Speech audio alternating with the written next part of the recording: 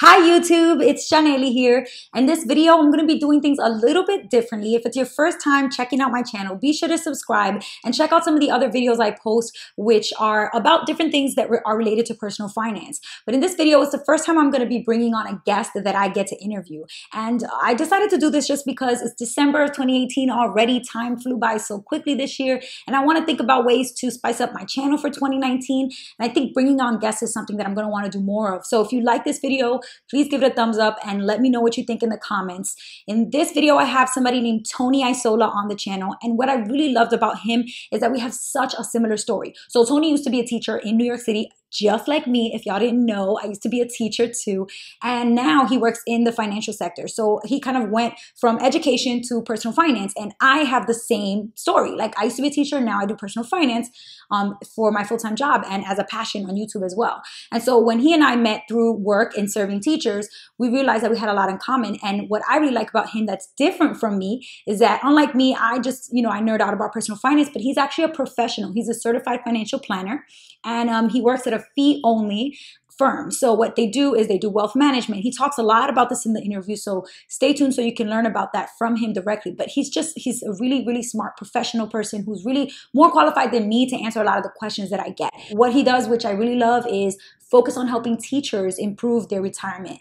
And that is a huge thing that I know I needed help with, and I didn't have a lot of help when I was teaching. I know teachers are really going to get an impact out of what he's doing. So it's all great work. And so check out the interview. I'm going to stop talking by myself now and talk with Tony. Thanks for having me on. Yeah. Very excited. It's all very cool to talk to young people. That's really what's needed most, Yes. quite frankly. But yeah, so my name's Tony Isola, and I work for a firm. It's called MissBeHelpful Wealth Management, and we're an RIA firm, which means that we have to look out for our client's best interest. And that's a big difference from, say, a big brokerage firm. Not that they're doing anything illegal, Right. but under the law, they're not necessarily obligated to find the best investment for you. Got it. Okay, it has to be something that's called suitable. And suitable and best is really, there's a gap a truck could drive through, because suitable can mean, okay, it's an investment that might grow in the future, but it could be very, very expensive, which means it's not in your best interest. Whereas if you kind of do what we do, which is a fee-only fiduciary, we have to not only find you an investment that we think is good for you, but it also cannot be very expensive or have a huge conflict of interest. And if it does have that conflict of interest, if we're collecting a lot of big commission or something, which we don't, by the way, but if we did, we would have to fully disclose it to you and explain how much we're getting paid. Whereas many times people go to a broker and they think they're getting their advice for free, and they're paying a very hefty charge because you don't actually receive a bill. Got it.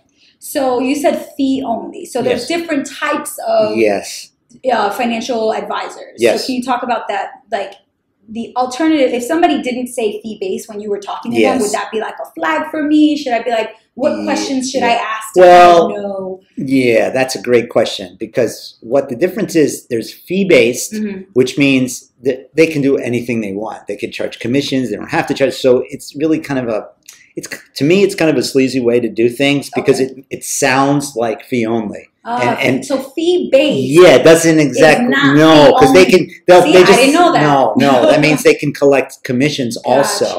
Whereas if you're fee only, the only person who pays you is the client or the customer. So you're not going to want to put someone in an investment from a company that's going to pay for a trip for you to go to Bermuda or give you an extra commission. Yes. So any investment that we recommend, we receive nothing from the companies that create them. Okay, and then from the investment too. So like, how some people say, if your investment grows 7%, I get 2% of that, you keep 5%. You got it. That's a fee-only model is usually based on how much assets you have under management. The standard is usually around 1%. Okay.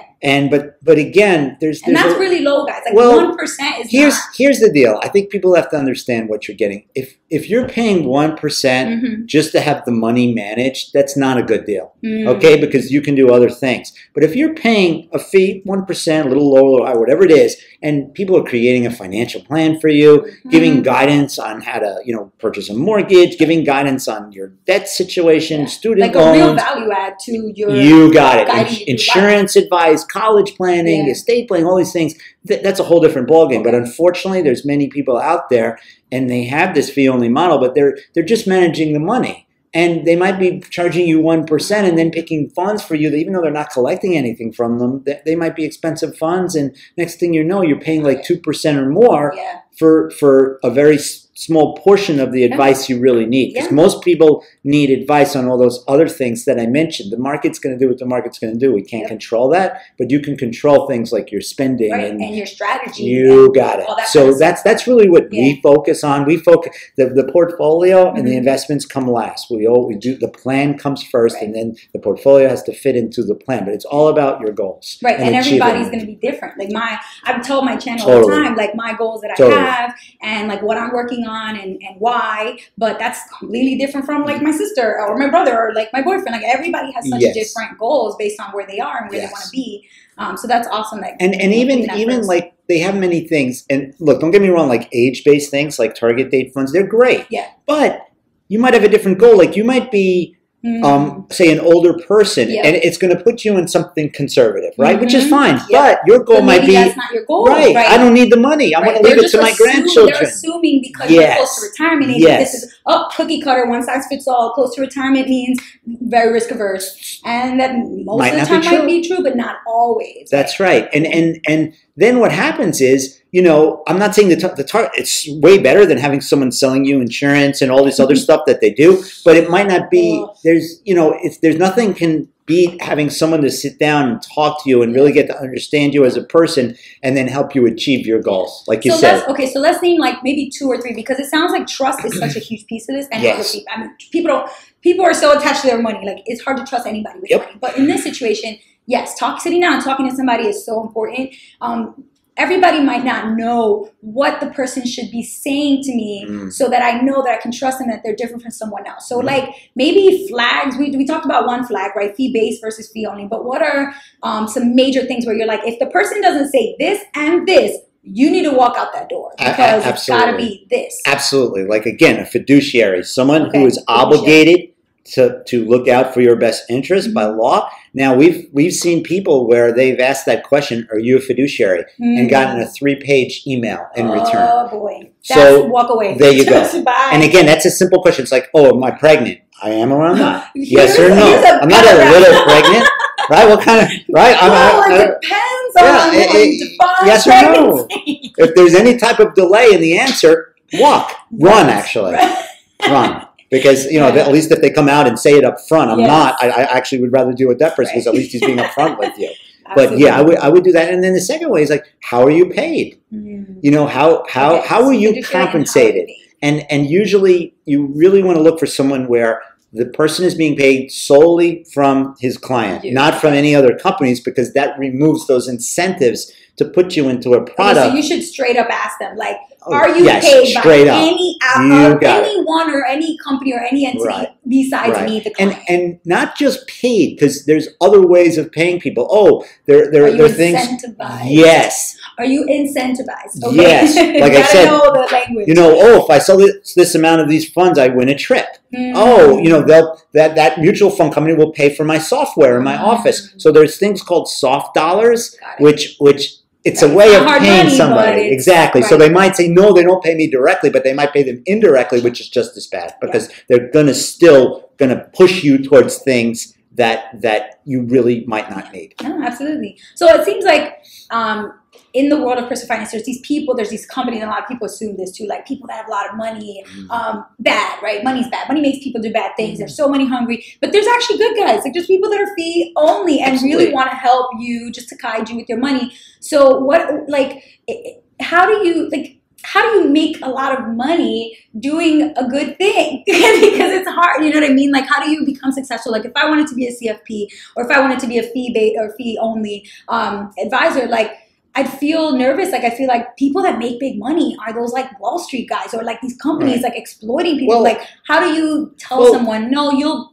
be okay doing this good work? Well, I think you could just look at like a business like Amazon, right? You go on Amazon and you find really good prices. You find very convenient way to get your products.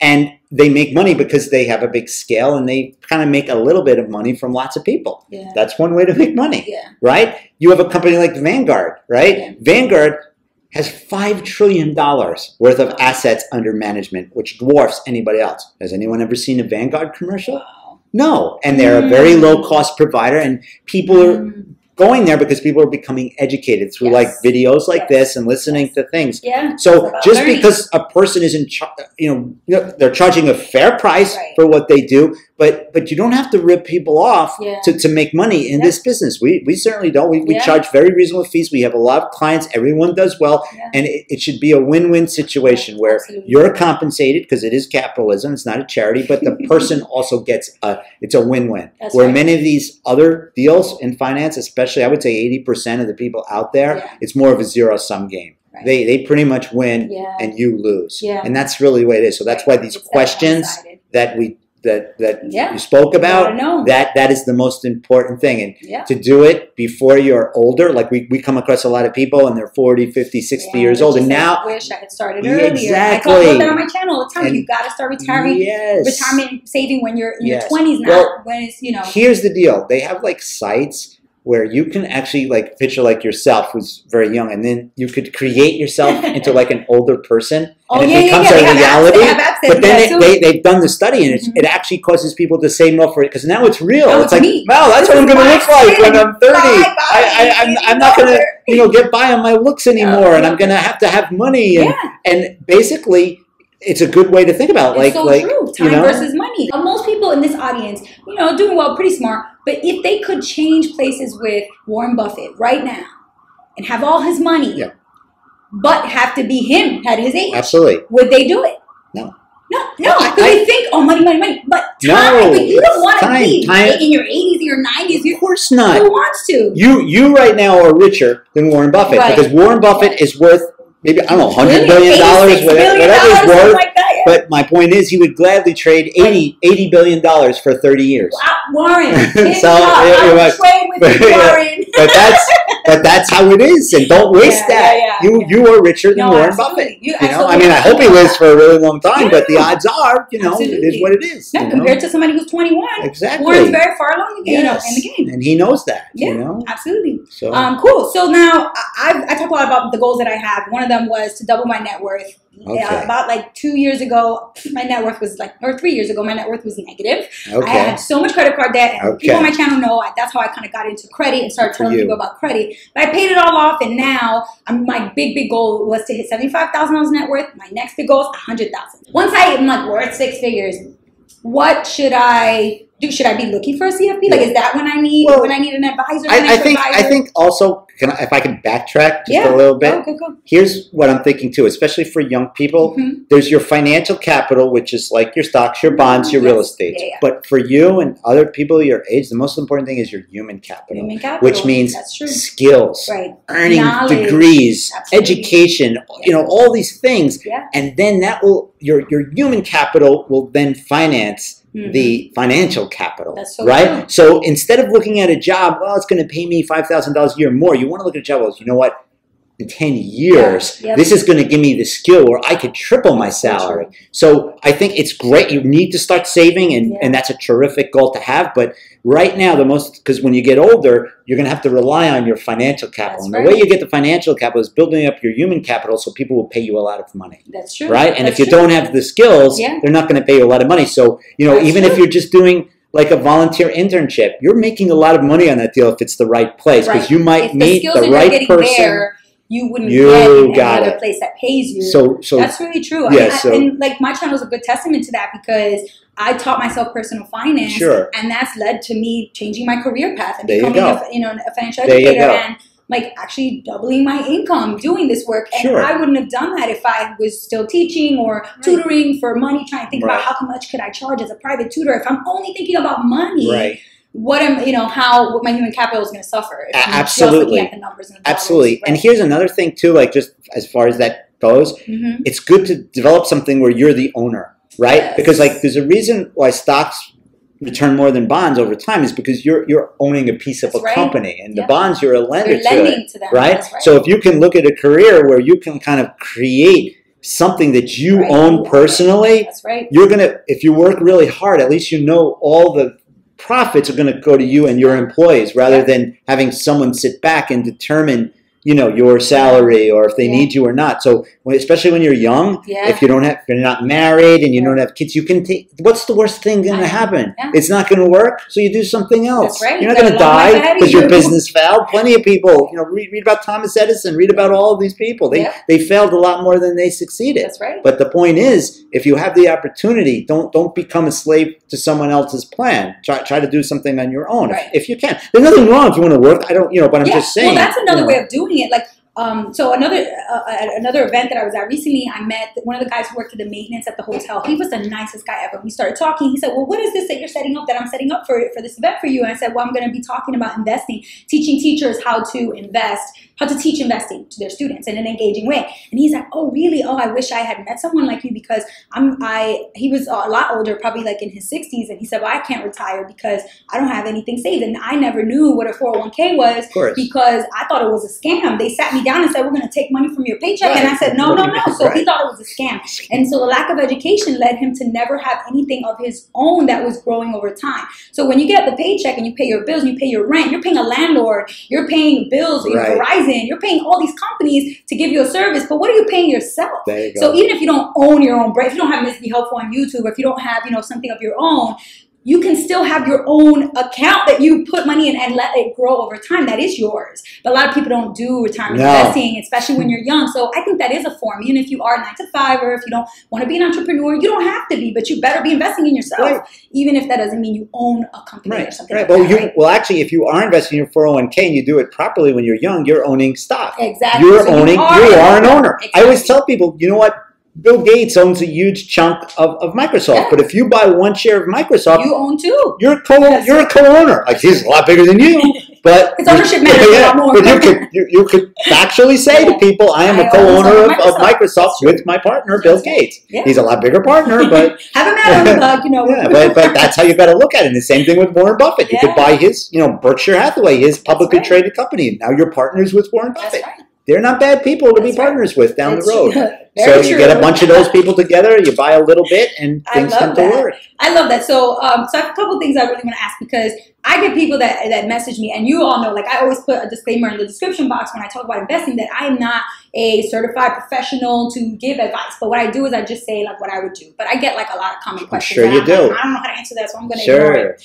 But we're not going to ignore the questions anymore. I'm going to throw them at you, Tony. So we get the first biggest question that I get all the time. I want to start investing. I don't know how, 20s, 30s, bonds, stocks, ETFs, mutual funds, index funds. What do I do? How should I just start? I think what you should do is understand that it's very difficult to kind of beat the stock market. It's a very competitive game. And there are ways today where you could own the entire market. And there are many things out there called index funds, low-cost index funds. You pay virtually nothing. You buy a couple of index funds, and you could literally own the whole world economy, which means you own maybe 10,000 different stocks and bonds in a couple of mutual funds or ETFs, and your success is going to be based on capitalism and the world growing in the future. And that's a good bet to make. That is a good bet. We have survived a civil war. We have survived the Great Depression. We have survived World War II. We've survived, the whole world almost blowing up with the Cuban Missile. We survived everything. And guess what? If we don't survive, the last thing you're going to have to worry about is your mutual fund, index fund, because it's going to be, everyone's gone anyway. And if you bet on the end of the world and win, who are you going to collect from? So if you're a young person betting on people wanting to improve themselves and create things and make the world a better place is a really super good long-term bet. And nowadays, you could do it easier than ever by just buying a simple low-cost index fund that owns all of the stocks in the world and just putting some money in every year and leaving it alone. That's the key. Investing is about not what you do, it's what you don't do. So you should do very little. It should be really boring. Trading all the time. Boring. Talk about that a lot. Boring. Good invest. If you are doing something that's really fun and exciting, most likely, I would say the 99% chance you're going to pay for that. Unless you're an expert or unless you're Warren Buffett. Exactly. You're not. And we're not. You're not genetically wired to do that stuff. It's true. So admit what you can do. If you want to have some fun and gambling, you could take a small portion, like maybe 10% of your money and buy a few stocks and do whatever you want with those. Go to Atlantic City, whatever you want to do. But the huge 90% majority needs to be invested that way. Put money in every year and leave it alone. Yeah. That's how it's like a tree, right? It's so you're gonna plant. It works. Yeah, you're gonna plant like an apple tree in your yard. It's gonna be 2 feet high, and what are you gonna do every day? Dig it up and look and see, did the roots grow? Did the roots grow? Measure it every day. Yeah. Measure it. You leave it alone, and you come back in 10 years, and you're like, oh my God, I'm eating apples off the tree. I can make a tree house in it. I got all this great stuff, right? That's so funny. My dad actually just went to the Dominican Republic, so our family's from, and he took pictures 15 years ago, he took a picture next to this little stub of a plant that our grandpa, before he passed, had buried, had planted. And then now he went to DR and came back and with pictures. And I'm like, is that the same? It's like a before and after, but it's like it's 15 years does a lot. Yes. Same thing with money. And it's all compounding, and that's something Google compounding, and you can kind of see. And we do stuff with kids and teachers, and we show them like, if you took a penny, right, and compounded it, this is crazy. Every day, 100%, that's 100% return every day for 30 days. But for after, I think it's 31 days, it's over $10 million, this is what it is. Do you understand Warren Buffett? He made the majority of his money after he was age 60 because it takes a while. Once it starts to double. His money, so if you think you're going to get rich quick, you're not, because if it was easy to get rich quick, everybody wouldn't work, right? So have that if you have that patient mindset and you start at 20, 50 sounds a long time away, but if you got to a point where you could not have to work at 50, that's like a tremendous. What I do is I use that example of the penny doubling. When I was at Brown University, I did a financial education workshop with some of the seniors. And I posted on my channel and I talk about the penny doubling. And I had people raise their hand. Would you take $1 million right now, or would you wait the 31 days? And so everybody took the million. Would say, I'll take the $1 million. And at the end, I said, well, you just walked away from $9 million. Exactly. Because $10 million would have been what you got. So that's huge. And then the other thing is like how important it is for us to understand that what time will do. Because I saw a meme the other day, I was cracking up, it was on Instagram. It was like, there's 2 types of people in the world. People who understand compound interest and people who don't. Right. And that is it. Like you either benefit from it or it hurts you because you don't understand that it's working against you. Well, and that's what happened to me with my credit cards until I started to learn. You got it. Well, what happened was either you earn it or you pay it. Yep. It works the same way in reverse. You call it reverse. Credit cards are reverse compound interest. Exactly. The credit card company gets rich. It's still compound interest. Of course it is. They know what they're doing. You get from your index fund. That's the crazy part. I'll make another point too for like people that might be listening here, because if they have some credit card, because we see this with people. And there's some people that'll be like, you know what? I've got like $5,000 in the bank and I have a $5,000 credit card bill. And my credit card rate is like 21%. But I want to keep my $5,000 in the bank because, that means, well, here's the deal. If you take that money, which is earning basically zero in the bank, and pay it off, you just made 21% on your money risk-free. Yep. Like you took no risk. I think that's really hard to understand. A lot of people can't understand that because they end up with zero. Right, but you don't. If you do the math, you end up negative because of that 27% interest. Like my credit cards were like 26.99%. I mean, and that was like $20,000 going at that rate. Absolutely. I had to get crazy and start, be super frugal or increase my income, one way or the other. There's only 2 ways to do it. Absolutely. Go down or make your income go up. Exactly. Yeah. So that, that's just something I find is a common problem with people. Just psychologically, they don't like to take the money out of the bank, but they don't realize you're going to make so much more money. Yeah, your net worth is negative if you let that $5,000 debt grow at 27% versus your net worth of $5,000 in the bank growing at 0.01%. Exactly. And I don't know. 0.03 or whatever. And here's a simple rule. I don't know if maybe you did this on your channel once, but there's something called the 72 rule. Rule of 72. Right? And if you take 72 and you divide it by 1, it takes 72 years for your money to double. Imagine 0.01, which is what most big banks will give you in a savings account. Well, you're going to get on that. So these are things that people, again, you're not going to start out maybe buying all these stocks and bonds and doing all this stuff, but if you could just learn these fundamentals of not getting into debt and again, creating an emergency fund before you start investing too, because you don't want to have to dip into your investments at the wrong time. For an emergency. You should have your emergency fund for the emergency. You got it. Your investments are not a piggy bank. Then you're not doing, again, you're not doing this right. Yeah. Exactly. It's funny, I just posted a video last week, Thursday, at the point that this video will come out, the previous video I posted was Warren Buffett giving LeBron James advice about investing. And 5 things I pulled out of that video you've already mentioned. Really? Index funds, simple is the best way to invest. There you go. Small amounts over time, dollar cost averaging we didn't talk about, but that was a big one he came up with. And using time to your advantage, starting early and using decades of compounding. All of those things is what he said. Any person, young person listening to this could be a wealthy person. Absolutely. That strategy it's open to you. Yep. It's not a secret. The problem is Warren Buffett also says something. One of his most famous sayings is investing is simple, but it's not easy. Yeah, exactly. That's what it is. It's simple, but it's not easy. I've read it. It's true. It's not easy to do, but when you learn it, you're like, that's so simple. How could that be all? Like, I needed to know. It is. Because that is actually all so much, to be honest, so much of investing it's psychology. Yep. And it's hard to take our brains, like we have in our brains the desire to run away from danger. We learned that when the first humans came in. Fight or flight. Right. You could die pretty easily out there in the wild.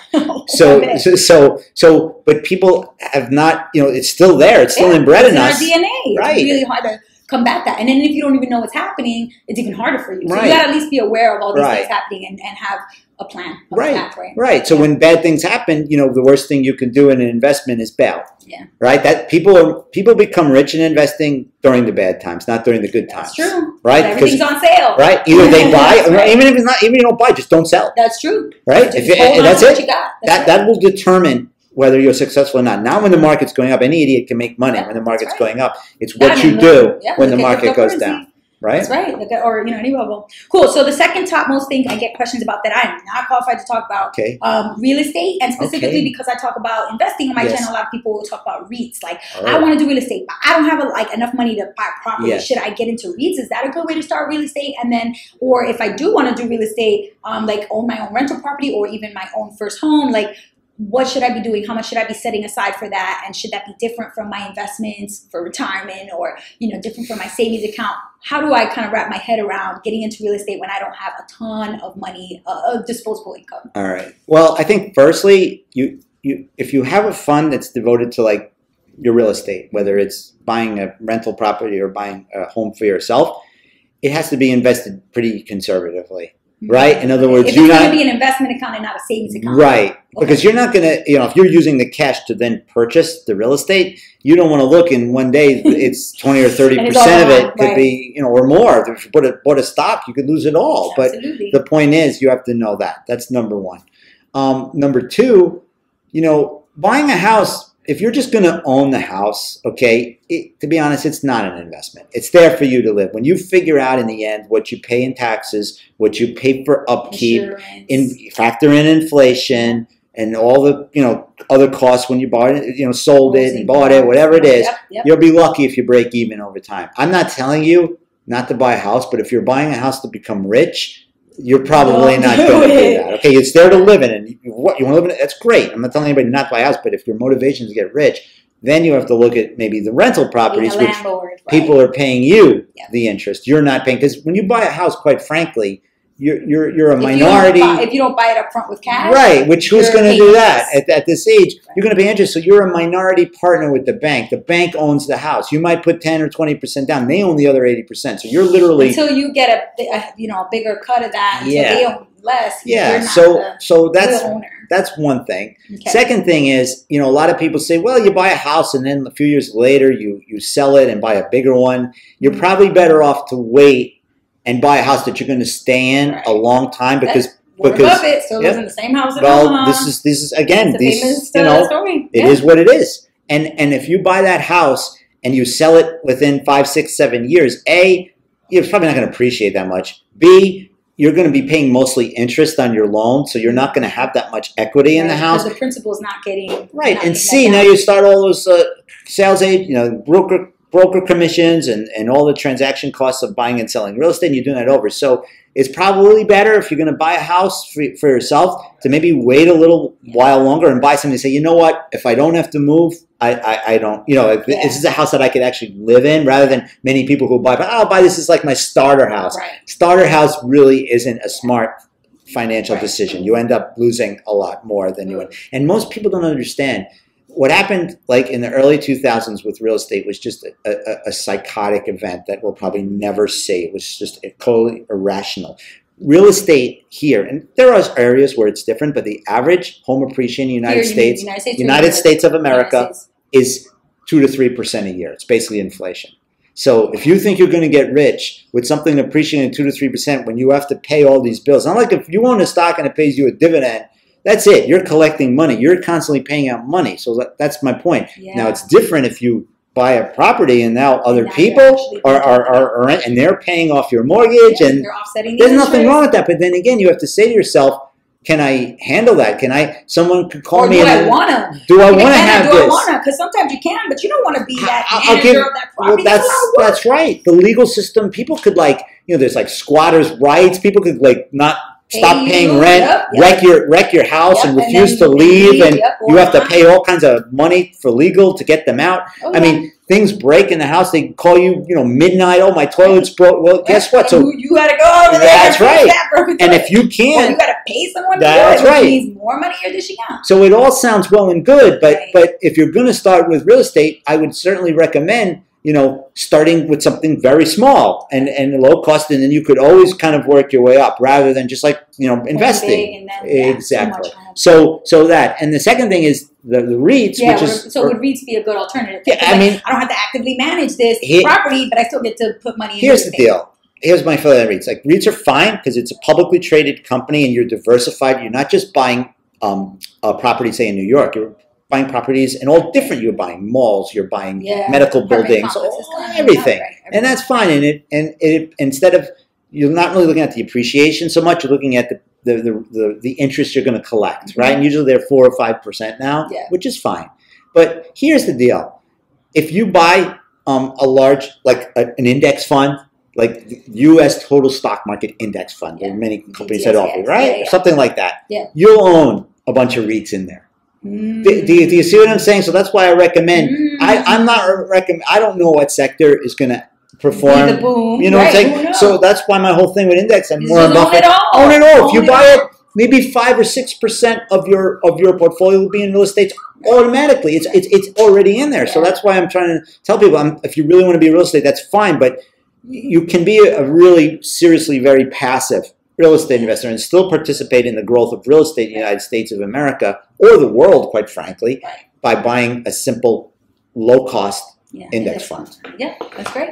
So I've noticed a barrier to index funds could be for a lot of people, because a lot of people that watch my channel are struggling with debt. Like, my channel has a lot of resources around credit and improving your debt situation. So if they do want to start investing but they are low on funds, I always talk about index funds, or recently have been talking more about index funds. But when I started, I didn't start with index funds because there was a minimum, and that's a wall. Immediately they put up this paywall. Like, you want to open VTSAX with Vanguard, you need to have $1,000. Like, what? I don't have that much money. I have $200. So I'm going to go with some robo advisor who will take $5 to start, and then I'm going to grow that as much as I can, and then maybe later I'll go with an index fund. So that's kind of how I did it. But what would you say would be the way for somebody who doesn't have that, who can't afford that paywall? Should they just not start investing until they've got that $1,000? Or is there another way to get it started and then later they can go into the index fund? Yeah, and I would start, you start yesterday. You know what I mean? Like, I think it's always good to start. There's things have changed in the last few years, even, where there's many index funds that have no minimums, no transaction fees. And, if you it's really easy to go online and search that out. And even if you start with $50, $100, just get started, because it's like anything else. Psychologically, if you get started, you're going to want to continue, and it's going to grow. And that whole compounding thing, you could never, you're losing money every year you don't invest just because of compounding. So in today's world, if you're like someone young and just want to own the world markets, it's so simple. It really is. And you probably don't need to pay somebody to tell you about that, or also or I need advice on Social Security. You're 50 years away from Social Security. I need advice on college planning. You're not even married. I need a will. No, you don't. You have no dependents. There's so much of that gets pushed on people, though. Like now, so I'm 29. I'm not 30 yet, but and I'm not married. I don't have kids. And people always ask me about insurance, and I'm like, you mean health insurance? Because that's the only insurance I have. I'm not trying to do. I don't have dependents. I don't Is that crazy? No, it's not crazy at all. Here's the deal with insurance. It's like, again, Warren Buffett, we could bring him up again, and he always said, don't ask a barber if you need a haircut. Right? Because he's just going to tell you need a haircut. That's his livelihood. Right? He used to cut hair. All right, so you go to an insurance person, I don't care who you are, they're going to try to sell you insurance. Of course you need insurance. I'm going to show you what I've got for you. Exactly. And here's the thing, you never buy something where they combine things like insurance and investments. That always ends badly. Okay. That's so a whole like other life story. Insurance, they do that a lot where it's whole life, which nobody, to be honest, 99% of the population does not need that. So that's number one. They just make the highest commissions. I've had people on my channel awful. reach out to me and say, I got especially a young person. Horrible. Okay. Usually what happens is your friend will get a job in the insurance company, and what they tell him is, go sell this to your friends. That's usually why young people end up with those things. That's the only reason why. So that's a whole other thing. Like a pyramid scheme, their way. Sort of. Okay, gotcha. Okay. So basically, the way you judge insurance is someone depending on my income. So if you're single, right? If something happened to you, God forbid, nobody would be financially hurt, right? Because you're not supporting anybody. So the answer is you don't need insurance. Right. Now, if you had a husband and he was more, if you both made the same money and you weren't really supporting, needed each other, you probably don't need it. But the thing is, like, maybe if you're planning to have kids later, the earlier you get the term insurance, the cheaper it is. So you might want to do that. Or so if you try to go get term insurance right when you get pregnant, it's going to be higher, but it's still not going to be. It starts to get high like when you get into like your 40s and 50s. But when you're in 20s and 30s and you're in good health and don't smoke and stuff, it's pretty cheap. Is important. Yeah, again, that's a huge thing. Health will save keeping care of yourself. Oh my God, it's like $1 million investment over time. Just saving money on care. But people laugh at me when I post my healthy meal prep. I'm like, that's all you want. I'm making a good investment. Totally. I'm that way. Like with my money, I don't really buy things. Like I don't care about clothes and technology. I don't care any. But I will spend if it's like good food or like workout stuff or it's an investment. Your investment, because later on you're not going to be paying these bills. High medical costs, absolutely, or breaking bones so there's things in life like your education. That's an investment. Absolutely. Taking care of yourself, that's an investment. Buying clothes, going, to shopping, go on a vacation. That's bowling. No, that's not, it might be fun, but it's not the same. Right. It's fun in the moment. And we just have to recognize that so we can moderate it. Because I don't want anybody on my channel to ever think I'm like, have no fun ever. No, absolutely not. Live like a monk. And it's like, well, no, you should have fun. But it's everything in moderation. Everything in moderation. Like you can't just go see every movie that comes out every Friday night. You pick the ones that you really want to see and you go every once in a while. Yeah. And even with the insurance, getting back to that, let's say it is a married couple now. Yeah. Maybe one spouse makes a lot more than the other. Yeah. And you're kind of relying on that spouse to pay for the mortgage. Then it's probably a good idea because they're kind of dependent. You see what I mean? So here's another scam. It's like people will sell insurance on children. Like why would you buy an insurance policy on your child? You're unless your child is a child actor, right? Like a model. Exactly, but most people aren't doing that. So they'll literally sell insurance on anything. I mean, maybe it is a decent idea to get it on your pet. If you find a good deal, because most people, they're not going to just let their pets die. So something like that depending on that, that might make sense because you're probably going to spend the money anyway. Right. But most of these pet gets older. Yeah. So depending on what type of person you are, I'm not going to tell you what to do. But my point is, I can understand that much more than I can understand someone saying, "Oh, my kid needs an insurance policy." Yeah. I mean, that's a regular kid that plays at the park with everybody else's kids. Yeah. I mean, you don't need that. All right, cool. Well, the last thing I would love to talk about a little bit is just because Tony and I both help teachers in some way. So I do a lot of, and on my channel I talk about it, how I help teachers teach personal finance in a more engaging way, and I talk to students directly. But Tony has a different angle at it because he's trying to help teachers learn how to better invest in themselves. So by learning about their 401k, 403b, depending on what they are offered. So can you talk a little bit about that? Because on my channel, I talk about how I got into investing. I just copied someone else's paper when I was filling out my HR stuff my first year as a teacher. And luckily we got target date funds through Vanguard. So I just started with a decent option versus teachers the general general population of teachers. What are they kind of dealing with? And then what are you doing to help them?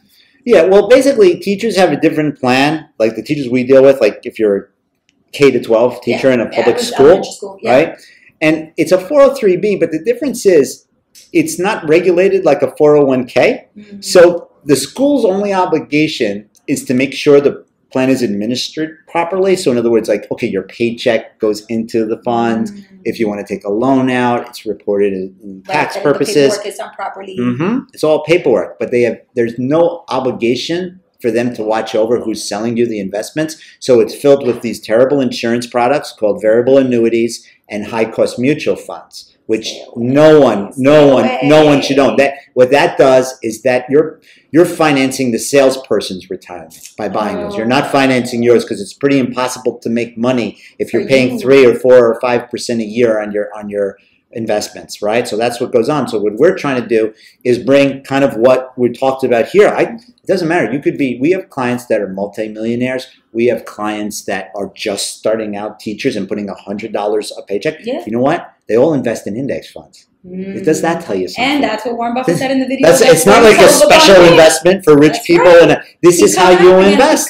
So that's what we're trying to do, is bring that into the schools and show these teachers, A, how to invest properly, and then B, kind of like what you're doing, we want them to then, if they learn how to invest properly, then it'll be so much easier for them. Like if they understand, right? If they understand their retirement account, how much easier it would be when you talk to them to understand these concepts. Investing, unfortunately, like there's tuition to investing, right? And the tuition is you lose money, but you pay it, and then you learn how to make money. So there's nothing wrong with making mistakes. What's wrong is if you don't learn. If you never learn, then the rest of the trajectory is all mistakes. That's right. So we're trying to teach them so they get into the right habits with their own money, and then it's going to be so much easier to hand the ball off to someone like you, who could then say, "All right, now look, you learned how to. You're going to teach, because it's this. Like I said, it's the same for everybody. Now it's getting strategies for engaging. You're low cost. You have patience. You rely on compounding. You diversify." That's it. That's investing. Right. That's investing in a nutshell. That's great. Really. That's great. So we have some really cool activities that I've done that I really like, where every kid gets up and walks around, and it's like an individual sharing a stock, and then they group together, and then they become more diversified. And then at the end, they line up across the room and took 30 of them, and they created an index fund, the Dow Jones Index Fund, and then they go off and list and say, we start here and we go all the way up to there, and you see Walgreens on that side, and then you got Boeing on that side. It's like, well, you're never going to pick Boeing, so you might as well invest in them on. So that's a great way. So that's one of the things we teach teachers. But if they get the content, you know how much better and more fun that kind of thing is for them to do, because they can see how they can bring it to life in the classroom. So of course. That's great. And it's open to anybody, because like when I first started teaching, I taught in a very it was a poverty-ridden zone. You know, the school, most of the kids were eligible for free lunch, and it was in Far Rockaway, Queens. And I taught there I taught 5 years there, and I did the stock market game with the kids. And they, you could teach this. This is something that everybody can understand, right? Like most kids, they're interested in money. That's right. So everybody wants to learn about money. Most people say, like, here's some interesting ways that you can make it fun and make it a game. But my point is, it's such an open opportunity for a company like what you're doing too, because the motivation is already there. Like most kids don't want to like read Romeo and Juliet or they come on, they don't want to do what's the area of a rhombus or they're like, what am I going to ever do with this? What am I going to use the Pythagorean theorem again? Well, when I would always tell them when I would teach, I said, what I'm going to show you now is something that I can guarantee all of you can use. Where unless you're going to be a biologist or you're going to be an English teacher, there's a chance that this stuff you're learning today is never going to apply to your life. And you're right about that. So I'm not saying you shouldn't learn all that stuff, but my point is, this is a universal subject that it needs for everybody, right? When you teach history or math or whatever science, it's one directional. You're helping the kids learn something that you already know. Absolutely. But when you teach this content of personal finance in the classroom, it helps you get richer and your kids. It goes both ways. And here's the deal, because some people go, money's the root of all evil. That's garbage. Yeah. That's garbage. If you're a good person, it's about what you do with your money. It's about who you are. Right. If you're a good person and you make money, you're going to do so much more good. Yeah. So that's how I look at it. I used to be guilty of that too, because I grew up really poor, and my parents are immigrants, so they stayed away from banks and never had accounts. And I used to think, people have money, they're awful. Not true. And now here I am trying to make more money so I can do more good. That's right. Help people learn more. Right.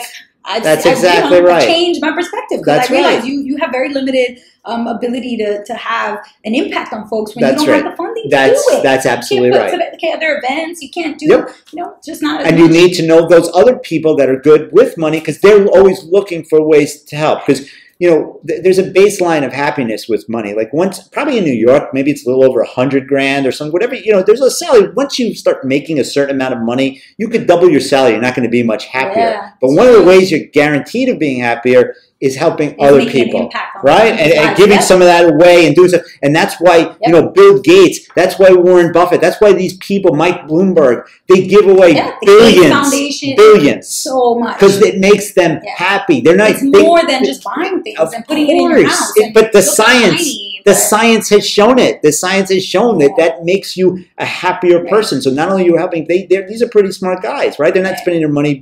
And then you see some of the other people who might be doing these outlandish things with their money, and you kind of see where they end up in life, and it all comes down. Like when you're just like frivolously, it says something again. If you're a good person, you're going to be a better person with money. If you're a bad person, you're going to be worse. You're going to be a worse person, right? You're going to buy drugs. You're going to do this. So you're going to,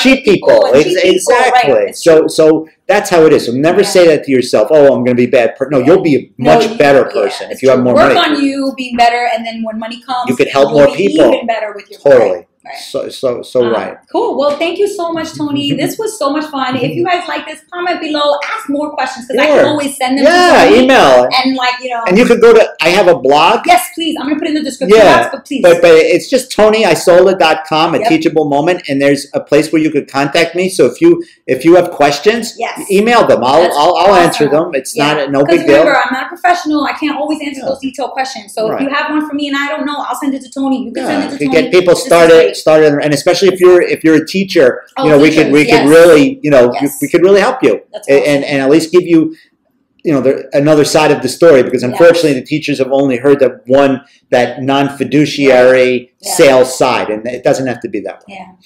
So this is super important stuff. I'm going to put all the stuff we talked about in the description box below. If you'd like to give it a thumbs up, subscribe if you haven't already, and until next time, peace.